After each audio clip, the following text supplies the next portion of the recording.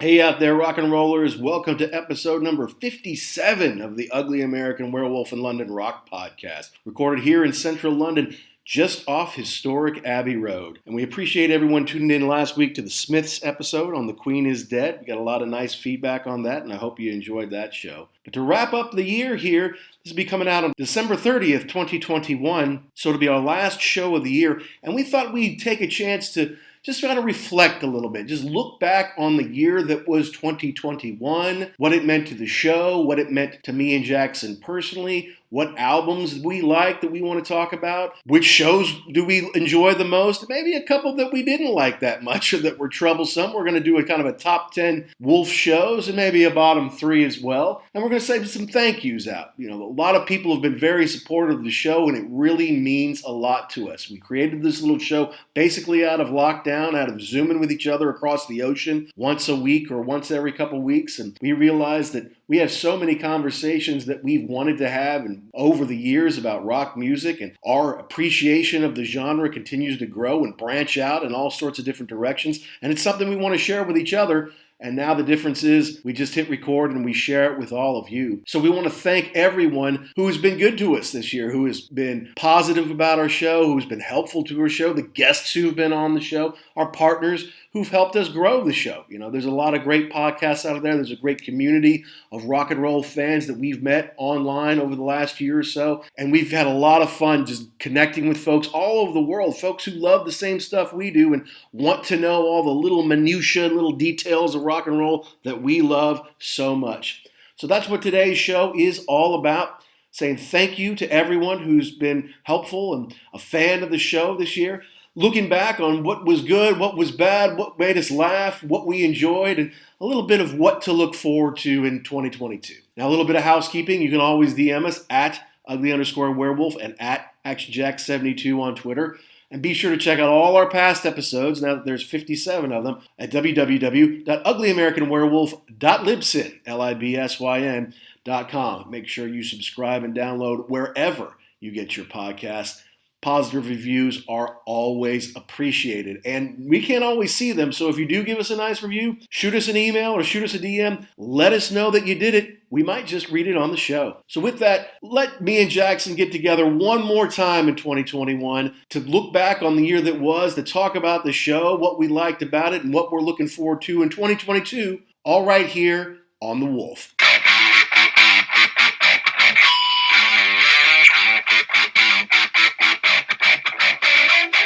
So can you believe it, Jackson? We've been doing this podcast, this little show of ours, for a little over a year now. We can say we've done one full year, every day of 1 year. We will have been doing this. How does that make you feel? I feel good. I really do. And I remember talking to a friend of mine, I think it was last Thanksgiving, and him saying, you know, something like 98% of all podcasts never take off because the people that do it, they have like 3 weeks and then they're like, forget it, I'm not doing this anymore.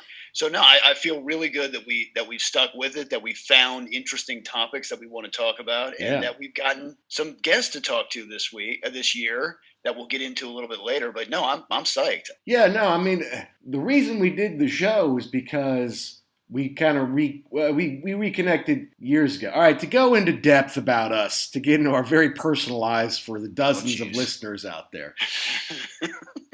Jackson and I were roommates in college. We roomed together for a couple of years, and we kind of kept in touch a little bit. We're not exactly guys who write letters or who read letters or who read much of anything, to be honest with you. And so we after Jackson got married, which is hard to believe, it's been 20 years, we kind of grew apart after that because we didn't keep up with each other's emails. You know, it's back when you didn't have an email for life, and, you know, you change towns, you change emails. We don't do social media. We never touched Twitter or Facebook. I never touched Twitter or Facebook until we started this show a little over a year ago. Okay, that's how against, like, anti-social media I personally was. I think Action wasn't too different there. No, I joined Facebook kicking and screaming, mostly for family stuff. Oh, sure. But no, Twitter, not really. And I can't tell you how many of those emails I get. Facebook has a new note to delete.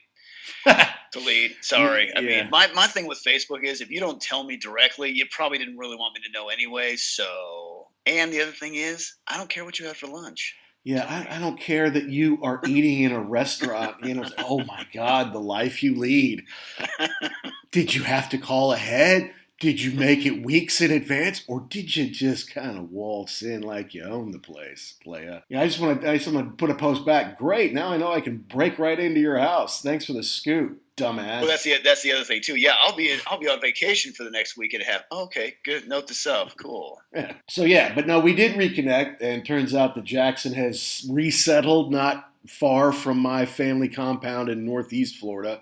So anytime I'm down there, we get to see each other. And we did get to see each other this year. And we did a reunion, the stateside reunion episode. And we'll talk about some of that here later. But we connected during COVID because things were freaking out, right? In spring and summer of 2020. It's like, yeah, I need to talk to my man Jackson here. I need to know what's going on back home. And then we would inevitably talk for a while, and then we would start talking about the music we were listening to and what we liked. And, hey, have you listened to old school Genesis or whatever it might have been? And then after we did that for a while, I'm like, well, this is a show. Because I wanted to do a show when I moved to London. I just didn't know what it was about. I'm like, well, this is it. Because Jackson and I can talk about this stuff for ages, right? I've got 2,000 records. That's like 2,000 shows we can do, man. Got a long way to go. Yeah, exactly. But so I figured, let's start that. Had barely listened to podcasts, had not done any social media at all, and we started last November with the Eddie Van Halen tribute. And since then, we've, for the most part, been a weekly show. Very few, maybe 2 whole weeks off in 58 weeks or whatever it's been. 60 probably by the time you hear this. And we've had a lot of fun. We've had fun talking to each other. We had fun remembering stuff we did together about albums that we love. And, meeting, though virtually in the Twitterverse or whatever, meeting some cool rock fans and being able to exchange some fun conversations and times with them. Yeah, it's fun to meet, I don't want to say like-minded people because that sounds strange, but people who share the same interests and love that we do, and to start a conversation with someone who you've never met before, but it seems like you've known them for a long time. So it's really cool, and on opposite sides of the earth. Exactly. We always talk about how music, and for us it's rock and roll, but music is the most human of art forms that can bring people together. You may not be into rock and roll like we are. Maybe it's country music, maybe it's jazz, maybe it's orchestral, classical music, whatever it might be. It's just you can gather people together and they can share emotions better, I think, through music. And I don't know, for us, it's always been rock and roll. Before we met, when we lived together, after we kind of disappeared from each other for a while, getting back to connecting again, it's always been rock and roll. And that's why we'll have shows for years if we want to continue to do it. I say yes. Let's do it. Let's continue. Let's do it. All right, so since this is kind of the end of the year show, we thought we'd just kind of look back at the year 2021, both through the lens of the show and just kind of the way the world is now. The show was obviously born out of lockdowns and COVID. So we thought we lived through the worst year of that last year. And I don't know, I would say that this year was better. Jackson still wasn't great. It's a little different over here than in the States. We were a lot more locked down than you were over there. I remember being over in the States for a couple of weeks, just be like, freedom. It was the middle of summer and I had my mask with me everywhere, but I didn't really need it most places. Nobody really asked for it most places. Of course, I was in the deep South for a lot of it, but I was gonna say you lucked out for that because you were in Florida, North Florida anyway. Yeah, it's do what you feel there. So yeah, I'm sure it was a lot. We did still have mandates here. I mean, you can't fly anywhere in the United States without a mask. So we still have some of that stuff, but yes, it's a lot more open than what you've got. Yeah, no doubt. And now, I mean, as we're recording this, it's December the 19th. It won't be released till right before New Year's Eve, but the Netherlands certainly is locking down. It sounds to me like things are going to lock down here because in the UK, because we're at like 100,000 a day, new positive tests. And they think that Omicron is the dominant variant here now, whereas in the US it's a little bit smaller than that still. But it just sounds like we get past Christmas or so, we're going to take on more severe measures. I got a feeling my wife's going to be working from home. I got a feeling I'm going to be teaching my daughter from the kitchen table for the 3rd year in a row here, starting January 2022. I hope it's not the case, but I got a feeling. And it's just not like that over in the U.S. I mean, maybe in spots, but not overall. No. No, we don't take away my freedom here. So yeah, I honestly I don't mind wearing a mask, especially on a plane, because Goodness, I yes. can't tell you how many times that I would ride on a plane prior to this and somebody 3 rows back is hacking up a lung or whatever. So planes are gross. It's a little bit of a pain. But yeah, and airports and everything else. Gross. Yeah, I'm hoping that that's not the case because I've got a trip planned over there for the end of March. So fingers crossed that goes through. And that is one of the things we're looking forward to in 2022. So you want to do the recap first? Let's do recap. Let's do some recap here. Yeah, let's start. All right. So I guess the first thing on the list is top 5 albums or releases of 2021, which is never. I so rarely buy brand new music unless it's by a band that I've known for a long time, right? Or a very legacy band. It's very rare that I get like a new artist with a new album.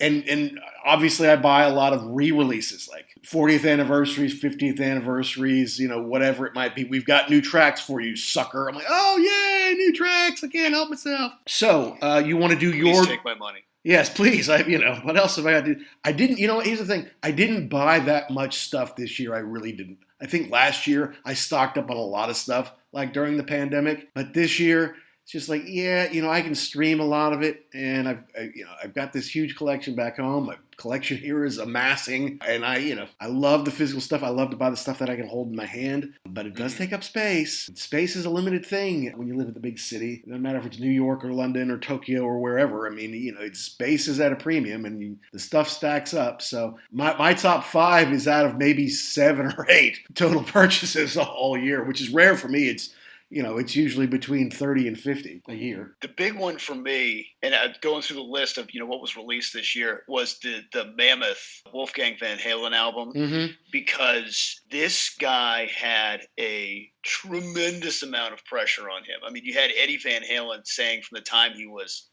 5 years old, this kid's the real deal. He's going to be better than me. He's insanely talented. Okay, sure, Dad, whatever you say. But he stepped up to the plate and he delivered on this one. He played all the instruments on the record, sang, and I think he delivered a great record. He's very self-effacing. I really like him. He seems to have a very level head on his shoulders for being a famous person, and especially somebody who is famous really because of his father and mom, but mostly for us, his father. To have that, did you see the video that he did where he plays all of the instruments in the studio? I didn't see that whole thing, no. Okay, so he goes in and so the deal is that he played everything. Okay, we get that. So he goes in and it's all like, hey, it's him standing there in 5 different versions and he plays the whole thing. And then he's also in the control room. And at the end, the light comes on and he's like, hey, that was great. You guys nailed it. Perfect. And then they go to the control room and he says, what a piece of crap that was. We can fix that, right, in post. And then it's another version of him saying, so he's very self-effacing. Like, he doesn't seem like he takes himself too fully. And if you haven't seen the video for The Distance, you better get your Kleenex out because, oh my goodness, it's a great song. But then to have the whole thing with the tribute to Eddie, wowie, wow, wow, wow. I'm not crying. You're crying. Especially the thing at the end with the voicemail that it's just from him saying, hey, I love you so much. I'm your dad. Just calling to check in with you. It's like, oh my God. It really humanized to me Eddie Van Halen as a dude who was just so proud of him. And to go back and then see the two of them on stage when they did the Different Kind of Truth tour, that was just fantastic. So he knocked it out of the park. Good for him.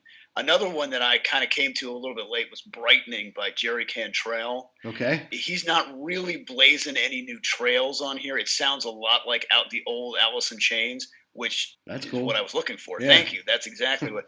His voice is not as strong as Lane Staley, but it's pretty good. Duff McKagan's on it. It's a good. I mean, again, it's nothing new, but it's what I was looking for. Right. No, I understand. Yeah. Just give me something from back in the day. And then the big one from Iron Maiden after, what was it? I can't even remember the last record they put out. I think Book of Souls. Right. Yeah, I mean that was huge too. Nobody even knew it was coming out. They drop it, and it's great. Again, you said you didn't buy stuff. I bought this one because I wanted to see the artwork on the gatefold. That's great. I'm really hoping I get to see them this year. I know. Hopefully. I mean, I don't know. I mean, I got my fingers crossed. We'll see. Well, we'll see, right? No, and obviously, and that was the top of my list this year as far as the big release double album with extraordinary artwork. I almost let them talk me into like the $200 or $300 version that comes in the sweet box, with all that stuff. And I'm like, no, once again, space. But the thing is, to me, the real drop was the video for Writing on the Wall. It's one thing to create all this amazing music, which is basically a double album, more than 80 minutes. The last 3 songs are like 37 minutes or something crazy like that. It's like the first album wasn't 37 minutes, and then you got 3 songs at the end of this one. But it was really an incredible tour de force by them. But that video was special just because you don't see that kind of level of animation to really tell the story. Good animation, but not crazy, just computerized. It looks like stuff people drew. And the one with the sound effects was amazing. Plus all the little Iron Maiden Easter eggs, which all Maiden heads love. So, yeah, no, that was obviously really special. But I'll give you a couple more new ones as far as original material go. And I saw them actually, both these people, play together live this year. One is, the first one that came out was Mediterranean Sky by Steve Hackett. And that was, obviously, Steve, we've done several shows on him over the years, and we'll talk about him more later. And I did get to see him play downtown, and it was great. He did Seconds Out in its entirety. He did a 30-minute, call it, 5 solo songs, and with his band, and with Amanda Lehman, who I'll get to in a second, and then they did all of Seconds Out. He didn't do anything from Mediterranean Sky. Mediterranean Sky came out earlier in the year, and it was classical pieces, nylon strings, acoustic stuff, soundscapes about his travels throughout the Mediterranean Sea and all these amazing places he and his wife Jo have gone. And beautiful packaging, very nice music. He did do a second record this year, which is kind of amazing in his age. He's putting out a second record and doing live albums and all that kind of stuff. But Surrender of Silence, and he did a couple of those when I saw him. But I just liked the Mediterranean Sky one more. It was just kind of, it hit the right spot to me. Nothing wrong with the other one. It sounded a lot like a lot of the other stuff, because he's made a lot of albums the last 10 years, 12 years, and I have them all. And it did sound a lot similar, whereas this one was a little different, so I really like that. So now let me ask you this real quick. In that show, if he would have broken into songs from the Mediterranean Sky, it sounds like that kind of would have been a little bit, that wouldn't have fit in. Well, I mean, you can say that, yeah. I mean, here's the thing. He toured big time in the UK. I think it was his biggest UK tour ever. And then he did some stuff on the continent in Scandinavia. And then recently he did a couple of small shows here in the UK in a small venue. And it was a lot of acoustic. And I think he broke up some of those out for that, because it wasn't just the same thing as he'd been doing for the September, October, November. It's kind of a different little bit of a one-off, even though I think he did 2 nights kind of thing. And Amanda was with him for that as well. And so I think he had fun doing that too. So we'll see, because next year he's touring on the 50th year anniversary of Foxtrot. And although he's going to come see you, he's going to finish up some of this Seconds Out that he's been booked to do in the fall. He's coming back out with Foxtrot. So he, being in his 70s, isn't slowing Mr. Hackett down at all. No, it really sounded to me like when I saw him, interviews and stuff during the lockdown, he was chomping at the bit to get back out there. He's just a guy that lives to go out and play live in front of the crowd, so good for him. And someone he played with, Amanda Lehman, who is a brilliant singer and guitar player in her own right, actually doubled Steve on the solo at the end of every day, which is unbelievable for a couple reasons. But she put out a record called Innocence and Illusion, and it's very proggy. And she used, some of the guys and Steve played on that album with her on a couple of songs, and I think co-wrote a song. And I think is it Rob Townsend, who's kind of their utility infielder who can play keys and flute and sax and drums and everything else. I think he helped out with some sound on there. And it's not something that I would listen to get really jazzed up. It's not like a hard rock heavy. It is very proggy and kind of ethereal in places, but it's something that I can listen to with the girls. And it's nice, and I'd love to have her on the show to talk sometime. She'd be a great guest. Innocence and Illusion, that's called. And then, Tattoo You 40th anniversary. I know some of it they re-recorded, they cleaned up, or, they wrote lyrics for, because there's a line about selling stuff on eBay that obviously they didn't talk about in 1980 or 81. They didn't forecast that in 1980. Yeah, but the thing is, Tattoo You was already kind of cobbled together from other sessions throughout the 70s. I mean, I think going back from 72 through to 78 were these kind of leftovers that they cobbled together in 80, 81. So, I mean, fine, they've got others that now they can cobble together now. And I just thought the new stuff was really cool. And I'm glad that the Stones would do 20, 25 songs for an album and then whittle it down to 15 or 16 and then pick out the best 11 or however many for the album, keep a couple for B-sides, and there'd be other stuff around. But here's the thing about the Stones, all their 70s records are coming up on 50th anniversary. Like it's Exile next year is 50th, and then it won't be that long for It's Only Rock and Roll. And it won't be that long until it's Black and Blue. It won't be that long till Goat's Head Soup, although they did already redo Goat's Head Soup and re-release it because I bought that because it had the Jimmy Page track. That's, there were some other releases, but for me, those are my top 5 or so, including episode 55, which we did on the Asia Bootlegs Volume 1. Very nice packaging. None of it was new as far as they'd released all 5 of those different concerts individually before, but nice package, puts together, tells a story of a band's live evolution, new Roger Dean artwork. It's a nice set. Yeah, I think that was the big thing for me was that, like you said, it'd been out before, but to see it in one package, start to finish, from the beginning up until the end of when they were touring, and to see what changed, what stayed, what went. Yeah, that was great. And to have new artwork from Roger Dean. Yes, thank you. Always welcome. All right, so that's new music, though some of it may not be new. For us, it's new. So it counts, damn it. This is Neil from Def Leppard Pod, and you're listening to the Ugly American Werewolf in London rock podcast. Now I asked both of us to do our top 10 shows for the year and why. So you want to go, each do our 10 and then each do our 9 and stuff like that till we get to number 1? We can do that, yeah. All right. Well, then I'll go first. And this is in no particular order, just so we know. Yeah, I mean, I tried to do it what was number 1 to what was number 10. Okay.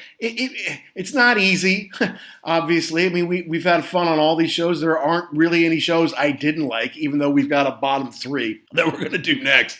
But, I'm trying to, figure out why, right? Why was it good? What made it good? That kind of thing. So I'm just going to start with, and, I probably left some out. And if I listened to every single one again, all back to back, I would probably pick different ones. But I'm taking number 10 was episode number 27 on AC/DC Live. It was just one that it brought back specific memories of us in college from the day we bought it, from the day it came out, and listening to it together, and the quality of the recording, the quality of the set, and it's performed well too. It's one that's kind of struck a chord with listeners, and it continues to get downloaded, and I suspect there's a good review out there somewhere that I can't see. But for number 10, it would be AC/DC Live, which we released in early June of 2021. What's your number 10? My number 10, okay, see, I didn't do this in order, but hold on. Let me see, number 10. Well, okay, I'll say probably my number 10 was What's Going On with Marvin Gaye. Yeah. Because I had never really, I'd heard that before, bits and pieces. I'd never listened to the whole thing really in depth.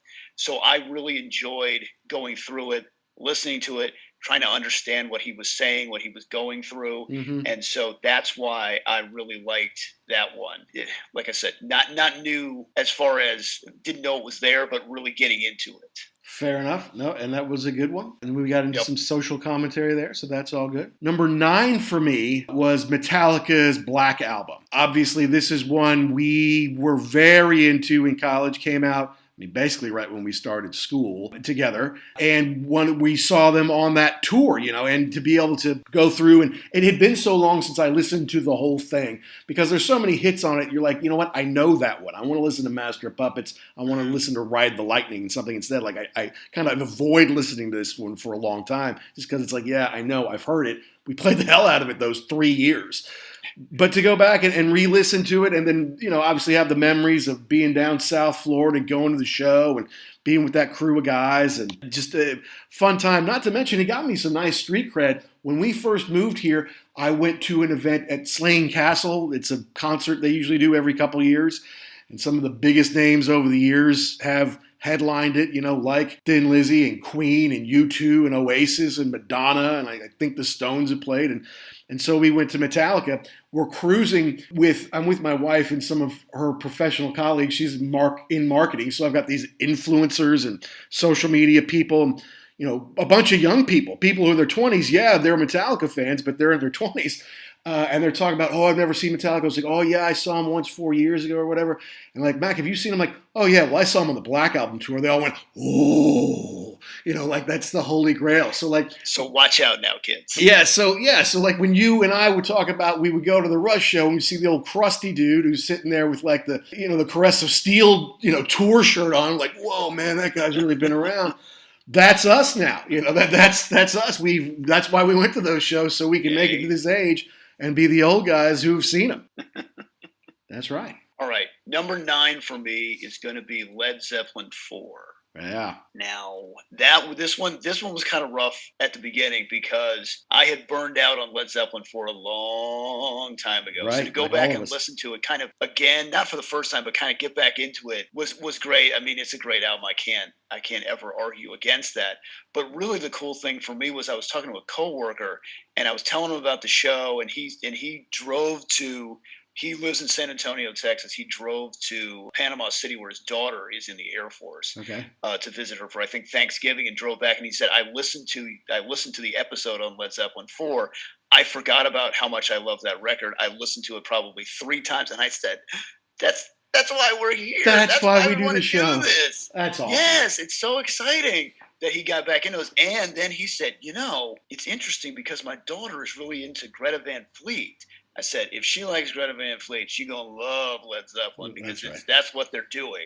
So, I mean, if she could get into it because of that, that really gave me – I mean, I'm not doing this other than just to kind of to hang out and have fun. Right. But to have somebody say that they kind of rediscovered a love of a record because of this, that made me so happy to hear that. That is wonderful. That is exactly why we do it. Well, I mean, that's why – we continue. Yes, we can do this forever. We share it so that maybe some other people will pick up on some of the stuff that we love or rediscover their own love. I mean, it even happened with, I think, our friend Mike rediscovered something just by listening to us talk about it, So that's awesome. Didn't he say, though, that listening to the show made him want to pick the guitar up again after – I don't know, it's a couple of years at least. Yeah, exactly. Yeah, because you get busy with work and kids and house and whatever, and it's like, stuff like the guitar I don't have time for. But if hearing us talk about it makes him want to pick it up, like, that's awesome. Mm-hmm. All right. What do you got? Number 8. Number 8 for me is the one we did, episode number 21, released April 15th, The Cult Love. Just because this is my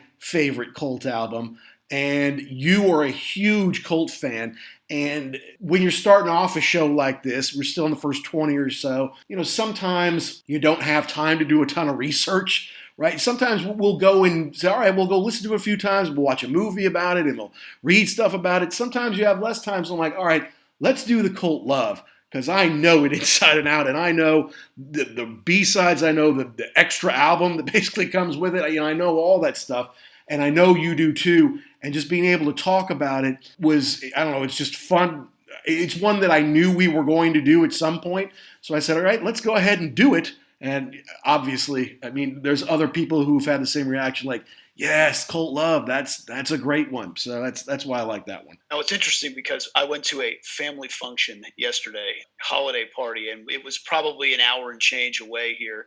And so we were driving back, and my son asked me in the car on the way back, he's been listening to a couple of these things too and kind of getting into it. And he asked me what my favorite album was. I'm like, I don't know if I have a favorite album of all time. Tough. And then as I thought about it, I'm like, I think that's got to be it. It's got to be. It was the record that kind of got me. It was the first record that I got that was kind of mine. Like I hadn't heard anything about it. I didn't know. I mean, I'd heard Sonic Temple, but that was on the radio. I'd never heard a track off of it, and I love every track on that record. And you're right.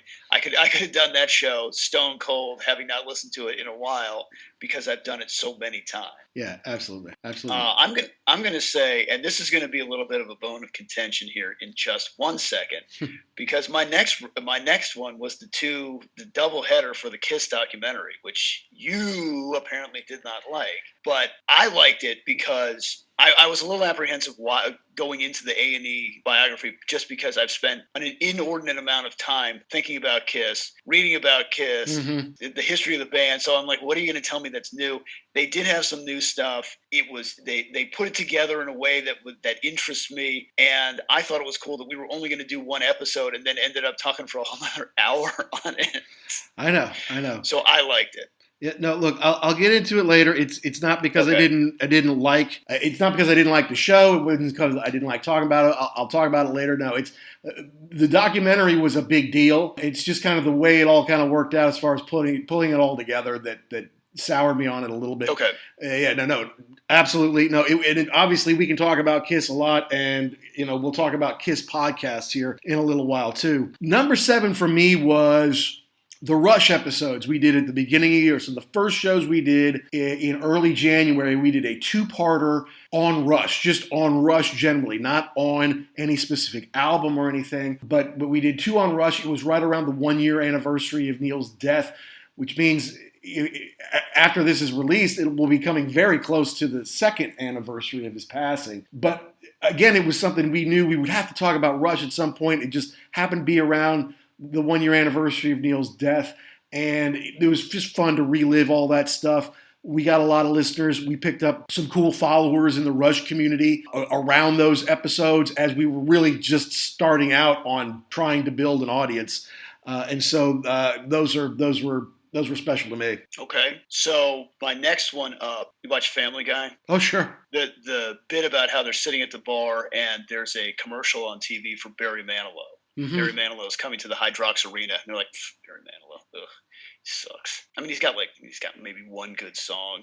We should go as a goof, and so it turns into everybody's a huge Barry Manilow fan. To me, Duran Duran was one of my favorites, because it was one of those things, like, as a kid, I'm like, I could never admit that, especially, in middle school circles of friends. I'm like, what are you talking about? I'm into, AC/DC. What's wrong with you?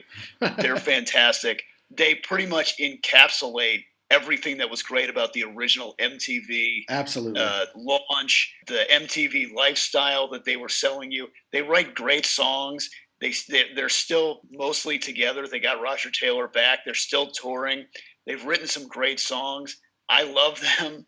I'm glad we did an episode on them, and that's one of my favorites. And it did great. It was your idea. We weren't alone. It did great. And I think their new record has done well too. I mean, we're not alone in appreciating Duran Duran. And I was supposed to be able to see them this summer. It didn't work out that way. Maybe next summer. Maybe the summer after. Maybe next year. Maybe no go. How do you like that? Hopefully not no go. That's a nice segue.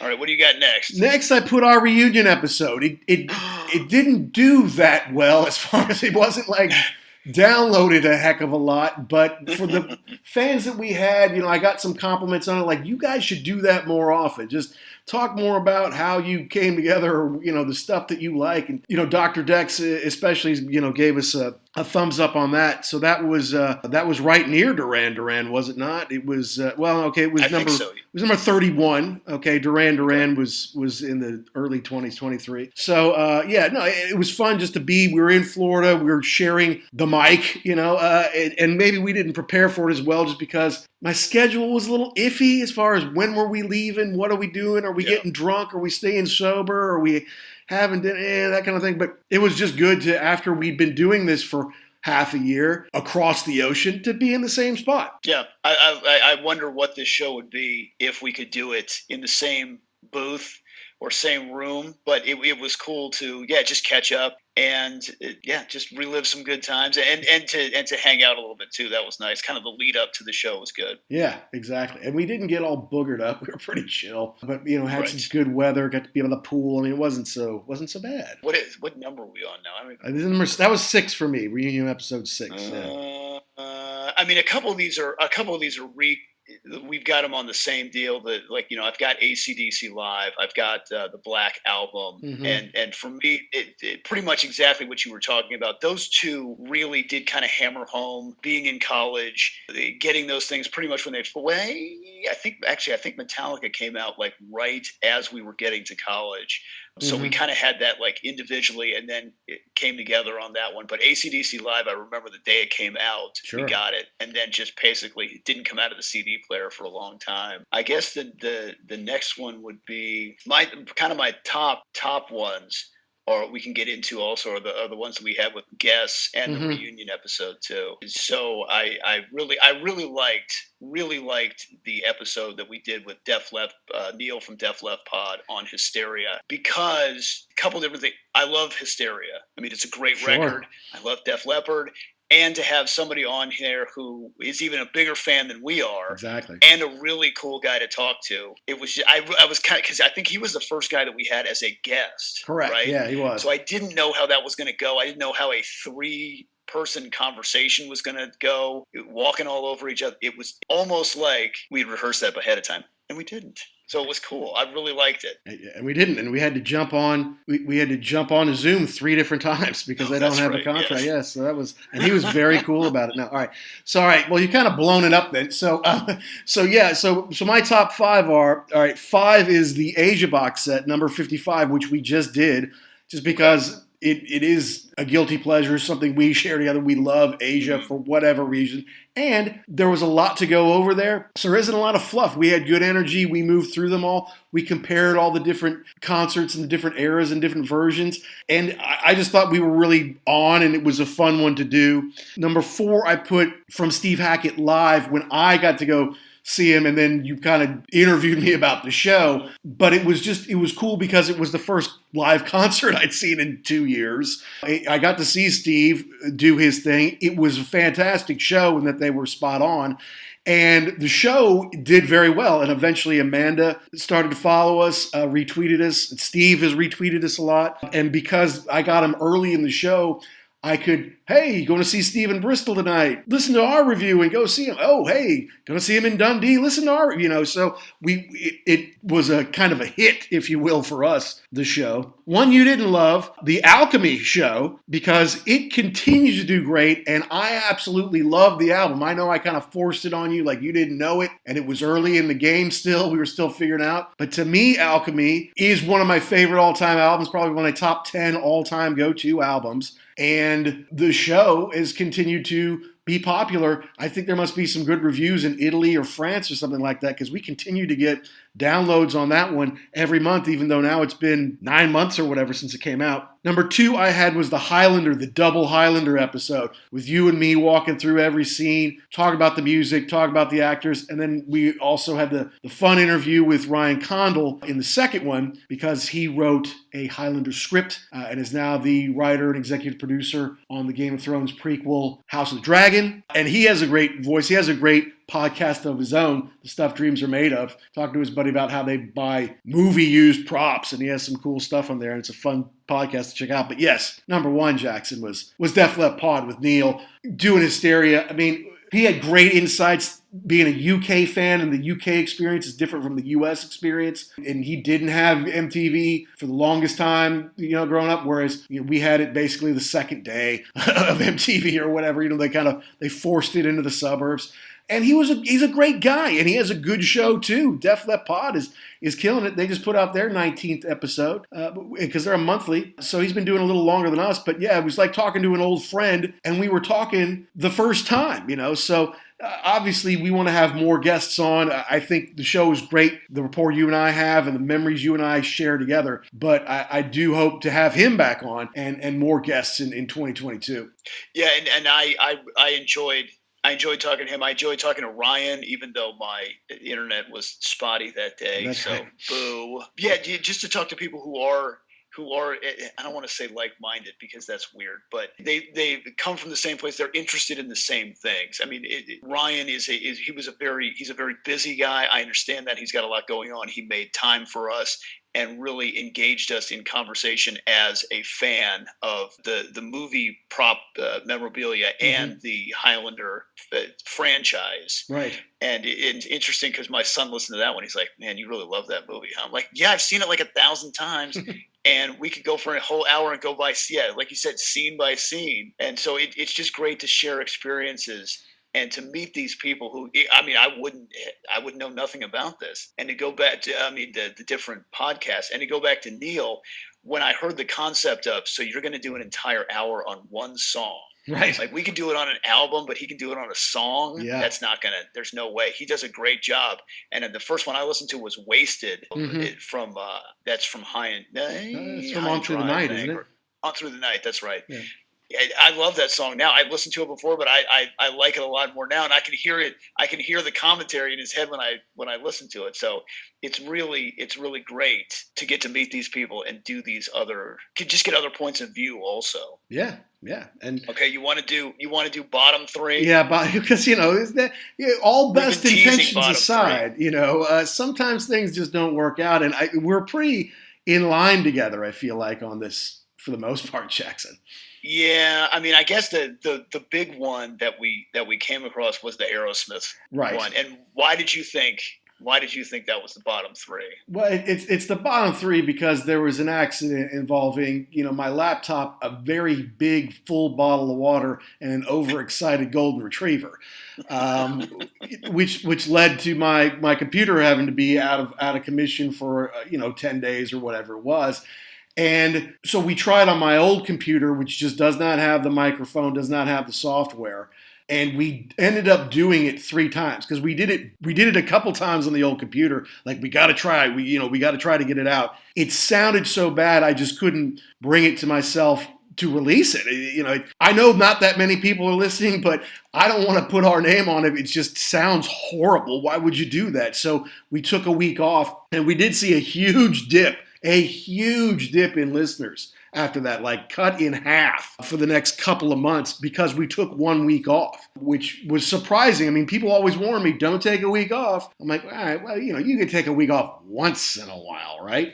Nope. Apparently the answer is no. So that's part of why we continue to soldier on here, folks. And the other thing was, so we ended up doing it 3 times, which I think made it stale.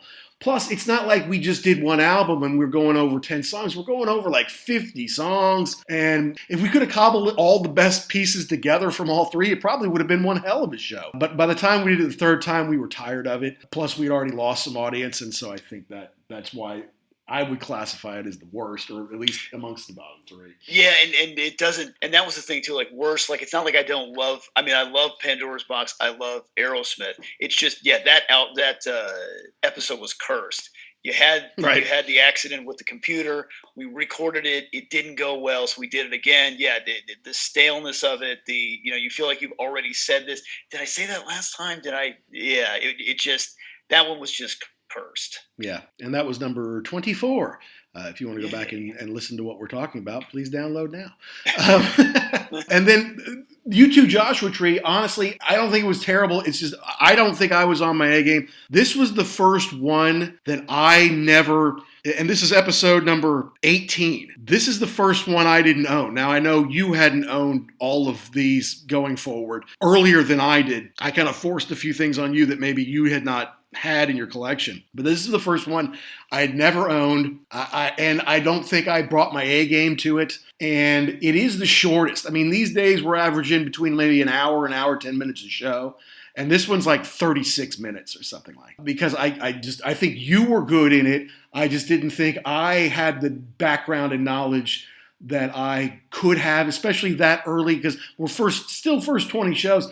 This should be stuff where it's like, hey, you want to do this that I know super well? Yeah, sure.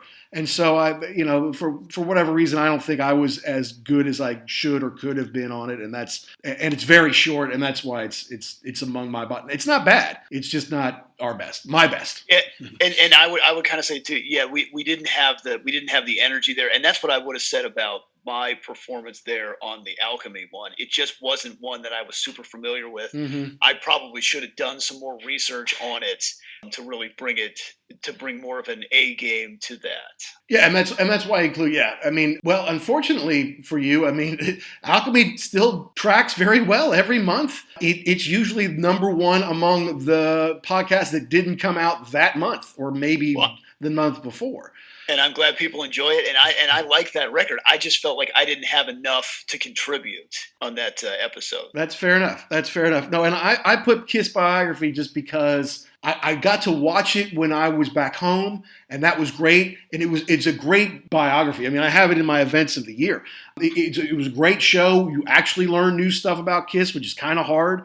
You know, Paul and Gene did open up a little bit, which they kind of tend to be closed off. So no, it was great. And yeah, the fact that you were like, yeah, let's talk some more about it, that was cool. But I don't know, the editing thing was tough around here because there was a lot of construction going on. And in listening to both of them, there was a little overlap because we didn't record those all at once and then divide it in two. We actually had two different recording sessions.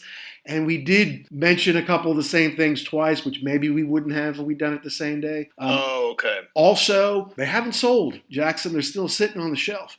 I guess our audience, which is more, it's funny because it's either very prog or it's very heavy metal. And Kiss isn't either one. It's close to heavy metal, but it's for real heavy metal enthusiasts like Metallica and AC/DC and Iron Maiden. Kiss is kind of for kids, right? So I think maybe that's why it didn't get traction. But no, doing the biography itself was awesome. Doing it with you, talking with you about it was great. Maybe we should have limited it to one long one, but I don't know. That's my take. If that's bottom three, then I think we had a pretty good year.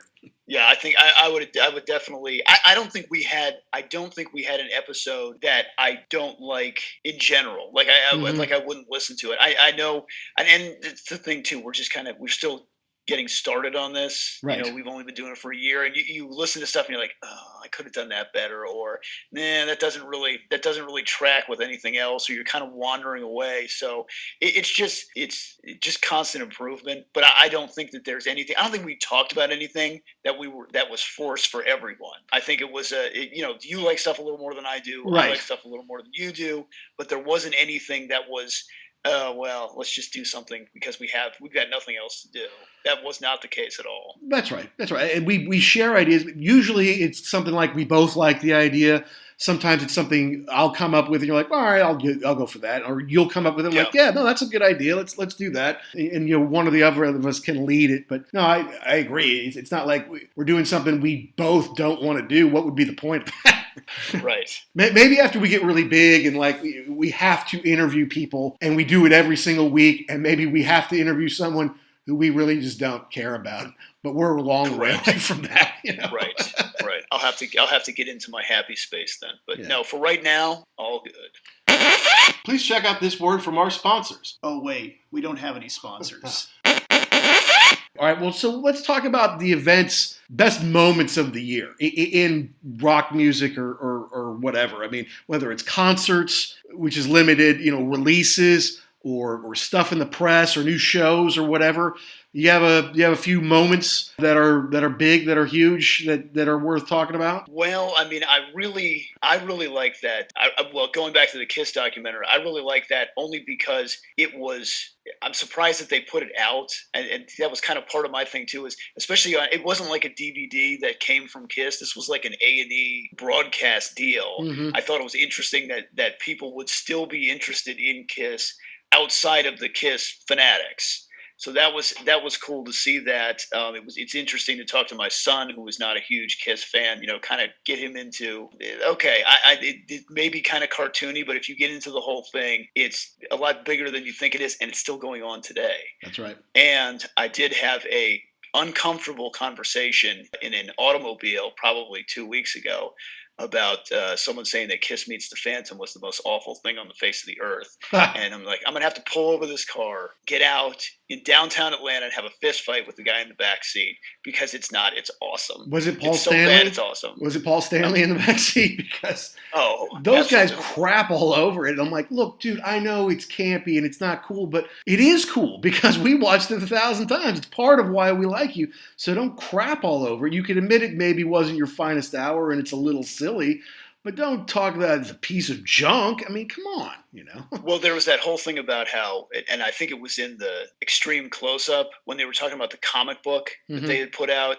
and they said, well, they don't have Marvel Presents the Eagles. Right. What other band got to be in a movie? I mean, you were that big that they were offering you movie roles. So it speaks to, yes, it's not a very good movie theatrically. The performances leave a lot to be desired. But the fact is, you got it. It's out there. You might as well embrace it. Exactly. Because the fans sure do. Correct. That's Correct. Sure. And I really like, we'll get into this. We'll get into it later, I hope. But the Beatles Get Back. Yeah. I was kind of on the fence about that too. I'm like, man, that's a lot of content. But I'm glad they put it out. I enjoy watching it. Seeing something from so long ago that really kind of still feels relevant today, like a lot of the stuff they were talking about. Interesting. Yep. And just to get an inside picture of that was pretty great. Yeah, totally, absolutely. And yes, you might hear more about that later. Get Back was huge. For me, it was a few experiences. Like I got to see Steve Hackett live. Hadn't been to a live concert in 2 years. And it was great, to be able to just go out and see live music, see him do songs that we've talked about on our show. We've done 4 Steve Hackett related shows over this last year or so, and they've all been well received. And so to see him live, that was great. Also to see Bruce Dickinson live, not singing maybe, but doing his one-man show, kind of his life story. That was cool. That was fun for me. And he got COVID in August, and I couldn't see him, so we had to postpone it a couple of months. So to finally have that happen was pretty neat for me. And I'm excited about that because I have a ticket to see him in Jacksonville at the end of next month, January. So I'm excited to see the show, and then I'm excited to compare and contrast afterward. Absolutely. Yeah, we'll definitely be doing that. And then there was a couple of movies that were, one was One Night Only. That's Rush, Cinema Strangiato, that was like extended, and we did a show on that. I think it was number 42 or so with, it was that and the Roll the Bones at 30 review. Just fun to be out in the movie theater, which I just don't do much anymore, and certainly hadn't in a long time at that point. And just to see the boys again, which, like we've said on the show before, I've seen them 12 times. It's very disappointing. We're never going to see them again. But that was a way to do it. And we both got to see it right on the same night. So it was, it was kind of like we were there together, even though we weren't sitting next to each other. So that was cool. And for me in 2020, that was the closest thing I got to see the live performance. So I was very excited. It was a great movie. I'd seen it before, the original version. I thought they did a great job putting together something new to watch.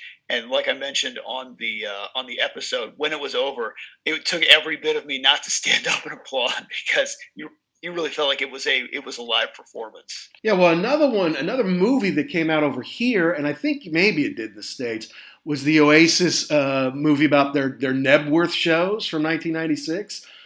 Because it obviously had performance in there, but it also kind of tracked the lives of fans that were at kind of various points in their lives, most of them fairly young people.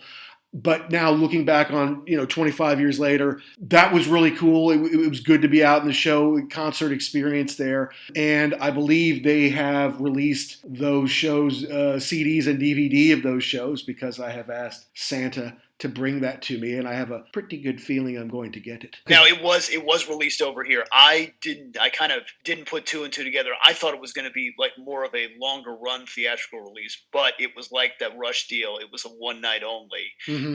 So I missed the boat on that, but yes, I've got my fingers crossed that it will be under the tree for me as well, because I'm looking forward to seeing that. Gotcha. Good. And then, well, of course, visiting Abbey Road, which we did on episode 52, that was so much fun. I mean, that's so cool. Just historically speaking, and the fact that I see it basically every other day. I mean, I live 6 blocks away from Abbey Road Studios. I can throw a football. Well, I could throw a football. I don't know if I could do it now, but I could throw a football onto Abbey Road right now. If I was in my 20s, I could throw a football in the middle of Abbey Road, walk out my front door and do it.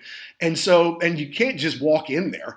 So to be able to walk through those doors and be in those hallowed halls and hear the lecture and see the instruments, and it was an event, right? And I wish you were here for that because you would have loved it. Yeah, it definitely. I was looking at the information on the website, and then hearing you talk about the equipment that they had there and the speakers. Yes, that would have been fantastic. And I'm sorry I did not get to attend that with you. You've been great, but you come in March, I'll try to line up as much stuff as I can for us. Ooh. And then, look, being able to come home, not only to see you, but see family. Look, part of the reason you move abroad from the United States to the UK for several years, looks like I'm going to be here a good 4 or so years, maybe more, is that you want to travel. You want to be able to jump on a train and go to France. You want to be in the Mediterranean in just a few hours. You want to see Egypt and, all these different places. And thanks to COVID, that is very shut down. And then this summer, we were planning on doing some stuff at the end of the summer, but we kind of had a flood in our flat, and that kind of ruined our home base and our ability to really get out there and do as much as we could. But I got to come home to the U.S. Really the first time I've been off this island, the only time in the last year and a half. So it was good to be home. I do still love the United States of America, warts and all. It's still my home, Still miss a lot of the folks there. Didn't get to see that many of them, especially in Louisville. I was really just there on business, but I got to see you and just got my daughter to see her family and be in swimming pools and stuff like that. So I'm just glad because it didn't really happen at all in 2020, and got to explore a little bit of the island here, but didn't get off of it. And so, I was hoping we're going to do more of that in 2022. I don't know. Fingers crossed. So I think we should say thank you to all of our guests that we had on the show this year. We've mentioned most of them already, but the first one we had on, as you mentioned, was Neil from Def Leppard Pod. Great guy, great show. He actually got COVID, but has recovered and is doing a lot better. So glad to hear that. And yes. Neil, look, take care of yourself and keep doing the show, man. And we're definitely going to have you back on. My guess is we'll have to do an Adrenalize here or something in 2022. So, and hopefully Def Leppard will be able to do their stadium tour, and maybe we can all, if not see it, at least talk about it somehow. Yeah, that would be nice. And then we didn't mention yet Kurt from the Rolling Stones book. Yes. His Rolling Stones book. Kurt Angelidis is a guy who has gone to hundreds and hundreds of Stones shows over the years and smuggled in camera equipment over the years. Go for Broke is the name of his book, Volume 1. Yes, I would say definitely a character. Guy who kind of lives his own life, doesn't really subscribe to the constraints of how to do things, or he does not take authority very well on these concerts. He goes in and shoots tons of rolls of film, has phenomenal pictures of the Stones, stuff that is you're not going to see anywhere else. It's a great book, and really enjoyed talking to him. And he said, it's not like he just did it for the Stones. Stones are kind of his passion. But he's done it for dozens of artists, and he sent me as a thank you a Bob Dylan pic that he took, which is pretty cool. Did he send you anything? He asked me for your address. Yes, he sent me a copy of the Going for Broke, like a promo copy of it. Oh, cool! And yeah, it's really cool, and the pictures are great. The thing that I like too is it's not just the Stones. He's got the backup singers. He's got some more candid shots. I love the Charlie Watts shots where he's got the set board up next to him and in the keys and everything. It's fantastic. It's a really cool kind of not behind the scenes look, but kind of a one step over look at the band on stage. I enjoy it quite a bit. And will the Stones come to London in 2022? There's a distinct possibility. We'll see. But of course, the next guest that we had on, so that was episode 45 with Kurt. And then number 50, part 2 on Highlander was Ryan Condell, who we talked about. Super nice guy, and a guy's been working really hard to try to get this new show, this new Game of Thrones prequel, House of Dragon, done. I think he's done most all of his shooting, but I think he's still got more to do in January. And I'm hopeful that once he gets all his shooting done, and then it's more like post-production stuff, that he might have time to grab a beer sometime. Super nice guy. Glad he was on the show. I love his show, and hope that he and his family have a good Christmas and New Year's. Yeah, good guy to talk to. I know you've run into him a couple times. First time for me meeting him, getting to talk to him.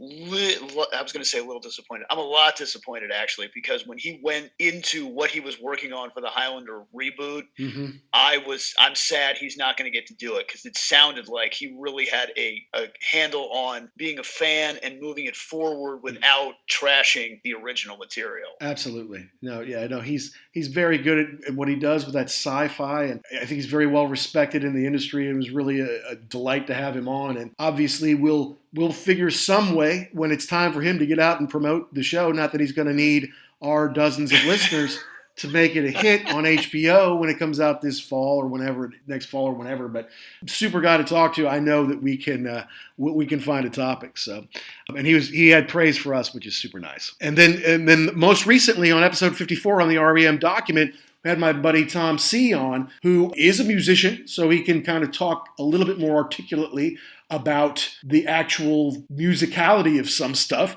use the proper terminology and things like that, but also has a good radio voice and someone who brought something to it that we didn't, in that he saw them on that tour and was somebody who was a little bit older who got into them before we did. So I thought it was a fun conversation. Yeah, I had not met him before, but again, it kind of like Neil, a guy real easy to talk to. He kind of fit in with what we do on the show, kind of a loosey-goosey back and forth.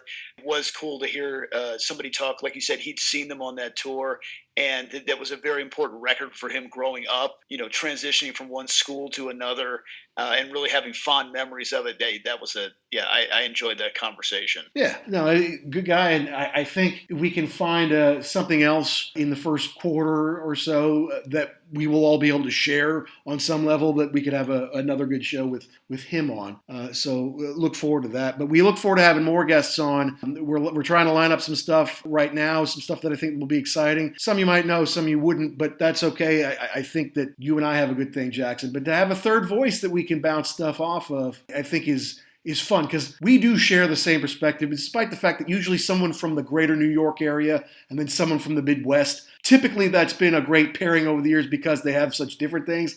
You and I are pretty well aligned on a lot of things. That's probably why we do the show and have such good rapport. So to have somebody with a totally different perspective, that's good for us. And I like the fact, too, if we can find somebody who the topic might not be number one in my book for whatever reason. I mean, I'm a fan, but it's not number one. To have somebody who really loves this one album or this one artist and can talk about their experience with that, I really like that, too. I think that adds a different flavor to the show. Definitely. Hey guys, this is Ryan Condal, the executive producer, writer, creator of House of the Dragon, and you're listening to the Ugly American Werewolf in London podcast, and you should download and subscribe. Keep doing that. So now at this point, I thought we might give some shout outs to some people. Just people who have either been friends to the show or helpful to us in whatever capacity it might be. As we said earlier, it's been fun to kind of get to know other big rock fans through social media and through people who become listeners or fans, I guess you could use the word, of the show. And some of them I just wanted to throw out there quickly were This Day in Rush History, who has great stuff every day, has every set list they've ever done. So if they've ever played a show on March the 8th, they'll give you the set list from every show. They'll often have pictures of the tickets. He's got an incredible reservoir of pictures and media for the band, and has offered to connect us with some folks that we can interview. I didn't take him up on it early in the year just because at that point 20 or 25% of our shows were on Rush, and I thought we needed to branch out a little bit more, but definitely would like to in 2022. So thank you. And is it This Day in Rush History? At This Day in Rush History, good guy to follow. What I love about that is it's he posts the information on the show, but it's the other people coming back to it. It's the comments that I love. Yeah, I was there, blah, blah, blah. Just to have that story. And I mean, I know at one point in time, he posted the show that we saw in Orlando in 91. I was like, oh, I was at that show. We drove, blah, blah, blah. We had this fun time. So it's cool to have these people reconnect also with a special time in their life. Yeah, no, that's for sure. And there's a guy in Canada he was called Rock Frog Ian. I think he's changed his name to Prog Frog Ian. because he is a French Canadian. But he always gives us likes and retweets and gives us comments like, hey, great show, guys, and just keep podcasting. He's enjoying what we're doing. So, I appreciate that. That's really cool. He doesn't have to do that. Don't know him from Adam, but, well, I'll just say thank you. Thank you, Ian, and we will keep going. And there are others. I mean, there's some folks who've reached out who are super cool, but I just thought we'd single out a couple there. Also have a couple of friends, I guess you could call them, like Dr. Dex in Nashville, who's been very positive and listens every week. I think he listens on 1.5 or 2 times speed because he's a doctor and he doesn't have a lot of time, so he just kind of speeds through it there. But he likes it, likes what we're doing.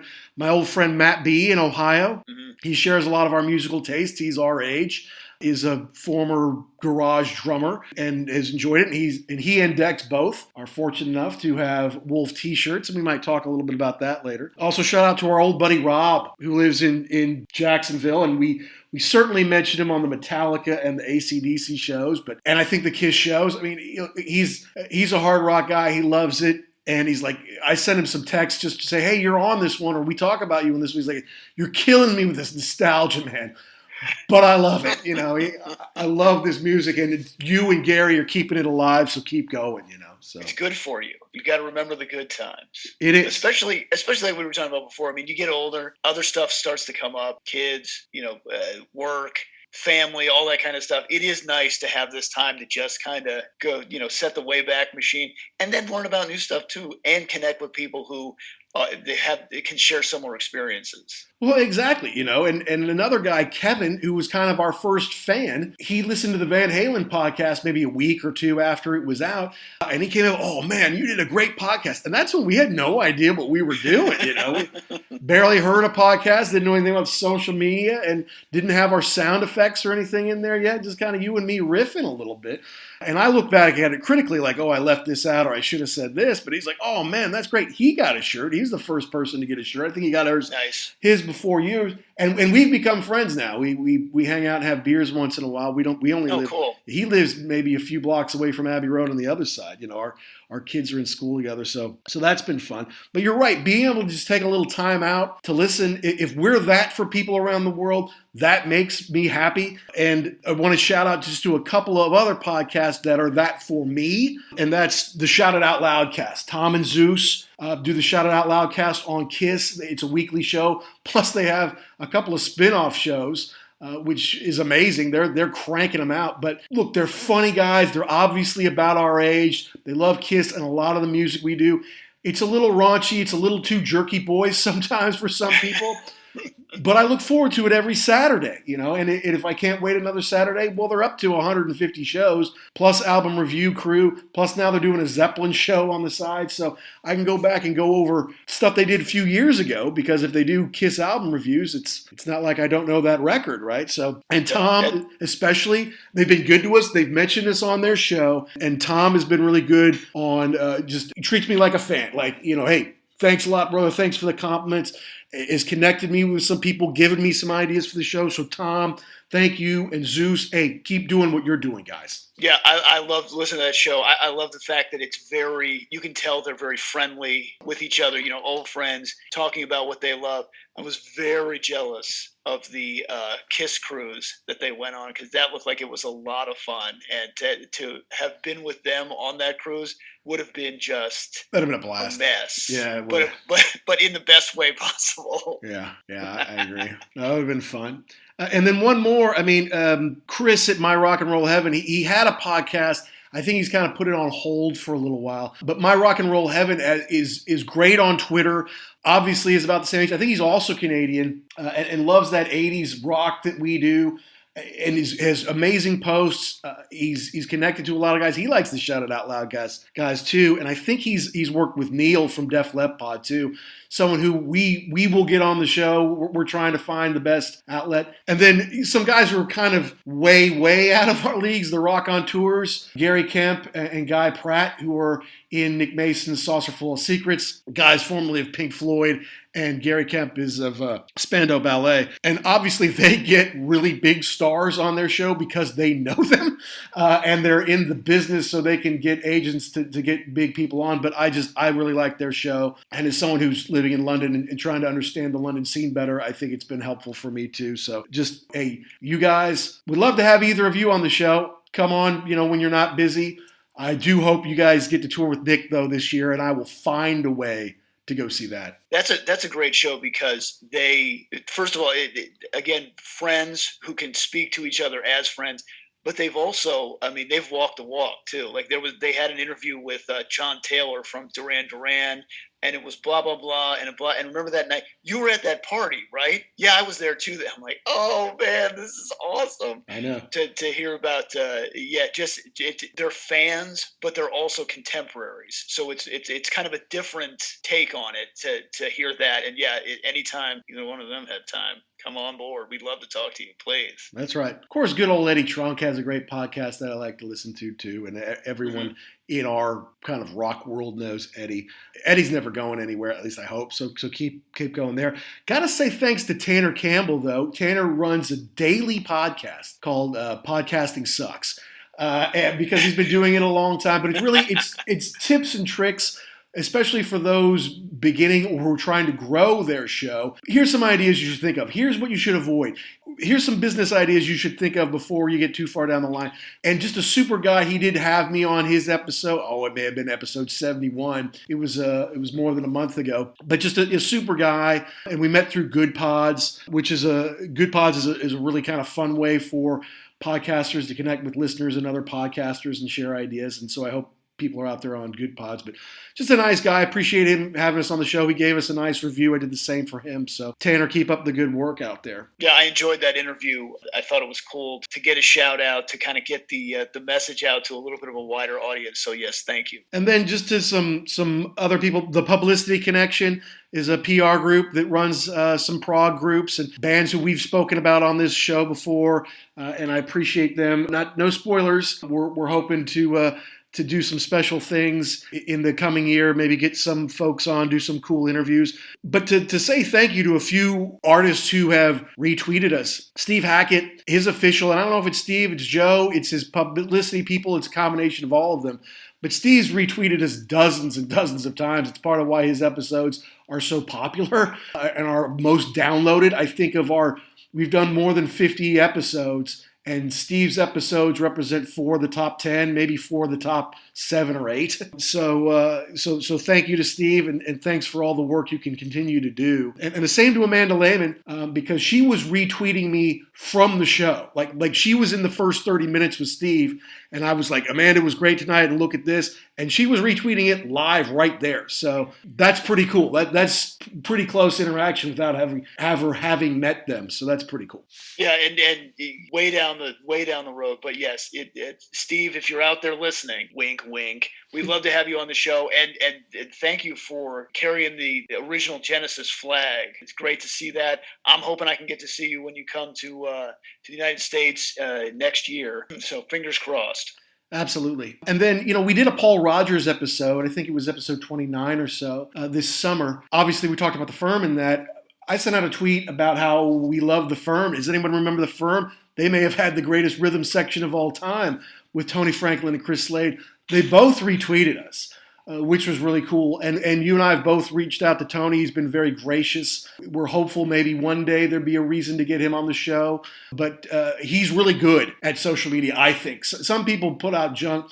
People like David Coverdale are funny about it. They're engaging on it, and they do a lot of good stuff. I think Tony's very good on it, and he's obviously a huge talent. Wish him all the best. Also, special thank you to Jeff Downs of Yes and Asia and the Buggles, who did retweet our episode 55 on the Asia official bootlegs, which was just, it's just cool to see. It's just a rush. What can I tell you? I mean, you had one of your heroes like something we put out on him earlier this year, Jackson. Correct. And I love this because you're not really talking to them, but yes, Billy Duffy did give us a like, and I think he gave us a retweet also. Another person who I would absolutely love to talk to. I know he's very busy, but it's just cool. It's cool to see somebody just acknowledge what you've done. And to go back to Tony real quick, he seems like a really great guy. I've seen, bits and pieces of it. Love to talk to him just about his experiences, both, in touring and just playing the bass and just being a cool guy. And the same thing with Billy Duffy. Just seems like a real he's a rock star, but kind of a down to earth guy. And someone who has a love of just playing live music. Absolutely.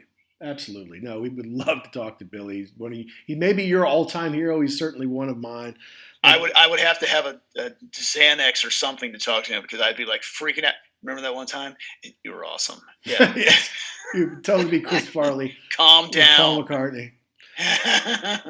And in this line, I want to say a very special thank you to Wolfgang Van Halen, who, he made it helped us make our biggest splash on Twitter. We probably didn't optimize it as well as we should have, but just to tell you a little story, folks, I was on the playground one day. I picked up my daughter from school. I took her to the playground. I bumped into this mom who's nice enough, and I've known her for a couple of years now, but she kind of is one of those people that just kind of starts talking at you. And it's like, I didn't ask. It's like someone with Asperger's who just kind of thinks you want to know something, but you really don't, And so one day it was there and she was talking and it was like, it came up on some round number, like, oh, it's 3:00 or it's 3:30 or something like that. I'm like, you know what? I've got a call at 3:30. And so I put in my headphones and I said like, oh yeah, this is Mac. And I'm just going to go on mute because I'm in a park right now. And I was listening to Eddie Trunk interview Wolfgang Van Halen on his podcast, and I listened to it so I wouldn't have to listen to her talking at me the whole time, right? So then later that night, as I was like going to sleep, I just kind of, and WeBB had, I don't know, dozens of Twitter followers, not too many, still early in our Twitter life.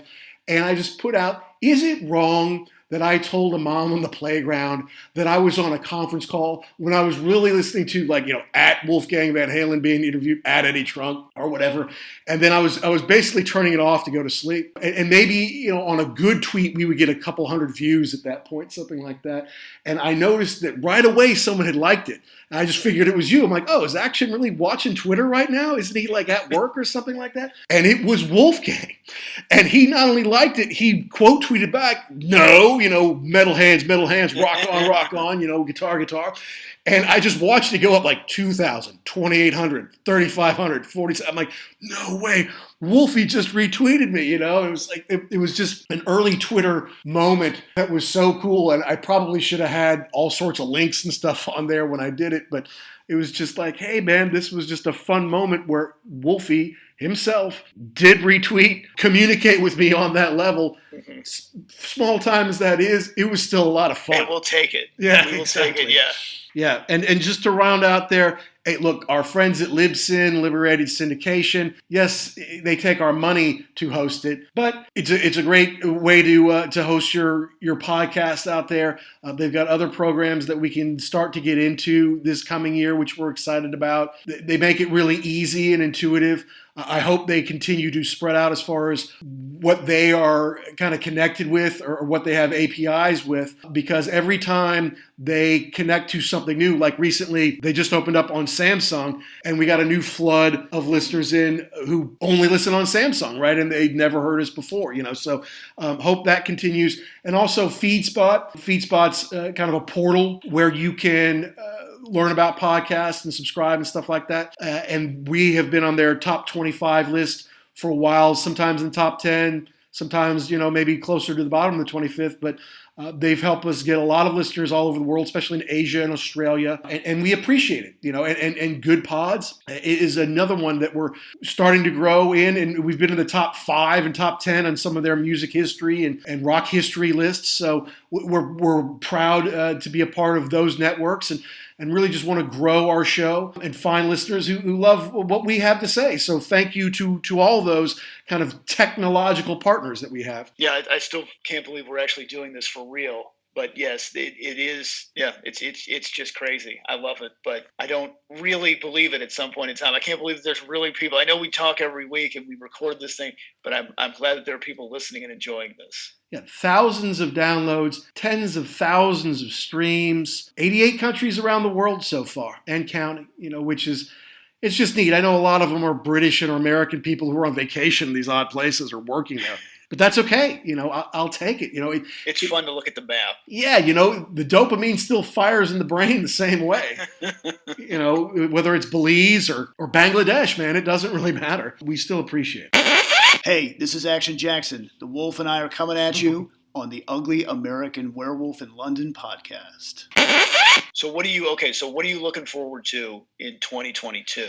Yeah, so I put a few things here. I'm hoping for more live shows. With this Omicron thing, I don't know. I don't know if that's yes, no, or maybe. Mm-hmm. Genesis was supposed to happen. Genesis did, 85% or however many of their UK shows, and then they went and did all their US shows after Mike Rutherford got COVID, but he got it right before I was supposed to see him in London. And this thing has now been postponed. I think it's 3 or 4 times. So, yeah, I'm really looking forward to seeing them in March. I think I see them the night before you come. All things go according to plan. We'll see. But, I had a lot of great tickets from 2020 that got postponed, like Yes and Jeff Beck and Peter Frampton, all of those in Royal Albert Hall. Seeing Deep Purple for the first time. Supposed to see Iron Maiden and Sting, maybe Simple Minds, that I had tickets to. So, and Steve Hackett's coming back around again. I bought new tickets to that. There's some big shows like the Foo Fighters that I just didn't buy tickets to because I'm like, I don't know if it's going to happen. I bought those Duran Duran tickets. The Stones apparently are very seriously looking at Europe for 2022. No announcements yet. Kurt kind of alluded to that when we spoke to him, and that's the news. So, yeah, I'm really, really hoping we can see more shows, but I don't know. Yeah, fingers crossed. I had so in Blazing Saddles, when Cleavon Little gets up to the table to sign up for the mob, it says qualifications: stampeding cattle, boring through the Vatican. Ooh, kinky. Sign here. I got a call from my brother-in-law. And he's like, do you want to go see Primus? And I said, no, boring. I don't want to see that. Do the entire Farewell to Kings album. Ooh. I said, ooh. So that's on the docket. I just got tickets for that. I think that's in May. So I'm very interested to see this now. In Atlanta? They're going to do it. Actually in Jacksonville. Oh, okay, cool. Florida Theater in Jacksonville, yeah. So that I didn't even know that was a thing until he brought that up. And so, yeah, I'm excited for that.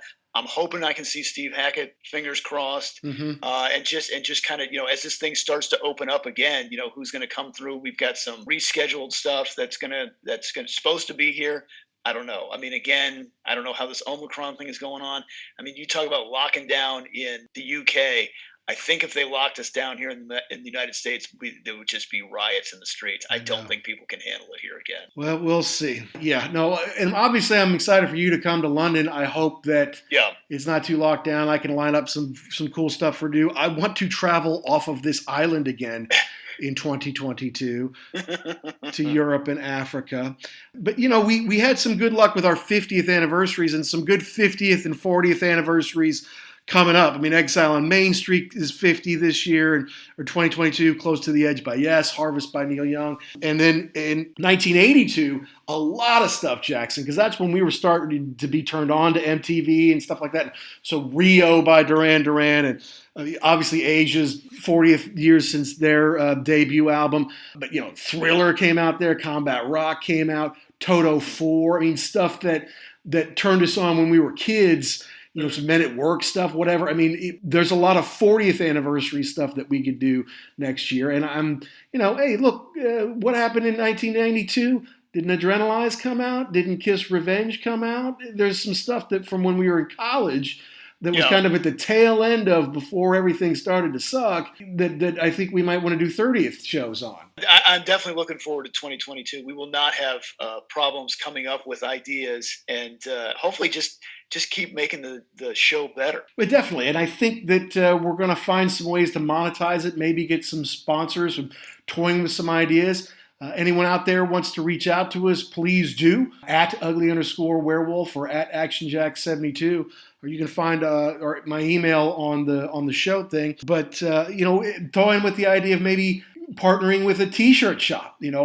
I made some t-shirts really just for us. and family and a couple of friends who really said, hey, love the show, and I thought I would reward them with shirts. But we're kind of out of those now. So I said, all right, well, maybe if we do a redesign on the logo, maybe it's time to figure out a way to partner with a t-shirt, with a company that can deliver our shirts and maybe stickers or something like that. So lots of stuff in the works here for 2022. Just growing the show, just finding ways to find more listeners, to interact with more fans, to interact with more artists, and people who share our passion for this music that we love. I'm going to have to practice my live reads. This episode brought to you by our friends at, fill in the blank there. KY, his and hers. Date night can be special. So Jackson, I wish you Yes. a happy, peaceful, happy New Year's Eve and a prosperous 2022. And, well, I'll be talking to you again soon because we've got a lot on the docket for 2022. And what else? What else? Oh, happy Yeah, birthday. what else? Happy 49th birthday. You sack. Somehow you're 6 months older than me, but people used to ask if you were my little brother, and now they ask if you're my son. And it's bullshit. It's bullshit is what it is. Dad, can I borrow the car?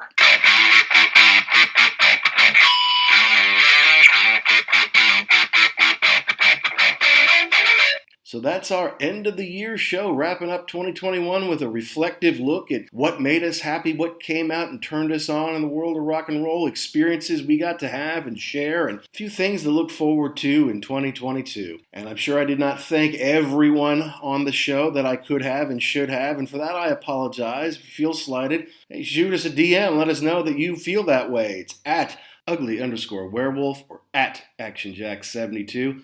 And let us know what shows, what albums, what artists, what events, what would you like to hear us cover? We've had a lot of fun this year getting to know a lot of rock fans around the world, and we know that 2022 is going to be a better year, not only for our show, but just for the world in general. I'm very hopeful that we're going to get past a lot of this Omicron and virus stuff, that we're going to see more live concerts, that people are going to release some more stuff, that we're going to have some more great reissues. We're going to see some things turn around. I'm very confident and very hopeful for all of that. And I know you're going to like some of the stuff we've got coming up for next year. We kick it off with a bang, reviewing Van Halen's first album, the one that really kind of changed the world for rock and heavy metal guitar.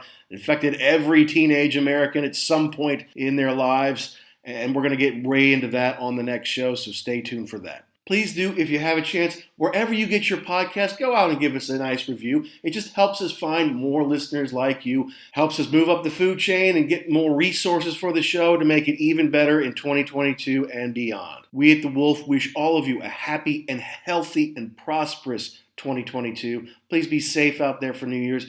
And as always, you know how we close our show. To everyone, all you rock and rollers all around the world, be cool and stay safe.